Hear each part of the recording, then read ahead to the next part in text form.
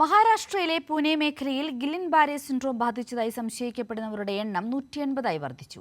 ഇതുവരെ 6 മരണങ്ങൾ റിപ്പോർട്ട് ചെയ്തു. അതേസമയം മുംബൈയിലും അപൂർവ രോഗത്തിന്റെ ആദ്യ കേസ് റിപ്പോർട്ട് ചെയ്തതോടെ കനത്ത ജാഗ്രതയിലാണ് മഹാരാഷ്ട്ര.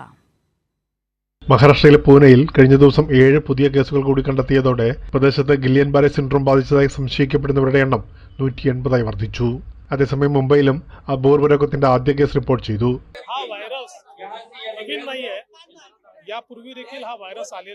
അന്തേരി ഈസ്റ്റിൽ താമസിക്കുന്ന രോഗി നിലവിൽ തീവ്രപരിചരണ വിഭാഗത്തിൽ ചികിത്സയിലാണ്. പൂനെയിൽ സംശയിക്കപ്പെടുന്ന 180 കേസുകളിൽ 146 പേർക്ക് GBS സ്ഥിരീകരിച്ചു. വൈറൽ അണുബാധകൾ സാധാരണയായി രോഗികളുടെ പ്രതിരോധ ശേഷി ദുർബലപ്പെടുത്തുന്നതോടെയാണ് GBSയിലേക്ക് നയിക്കുന്നതെന്ന് ഡോക്ടർമാർ പറയുന്നു.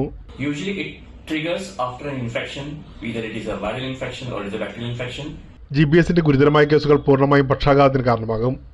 എല്ലാ പ്രായത്തിലുള്ള ആളുകളെയും ബാധിക്കാമെങ്കിലും അപൂർവമായ ഈ രോഗം മുതിർന്നവരിലും പുരുഷന്മാരിലുമാണ് കൂടുതലായി കാണപ്പെടുന്നത്.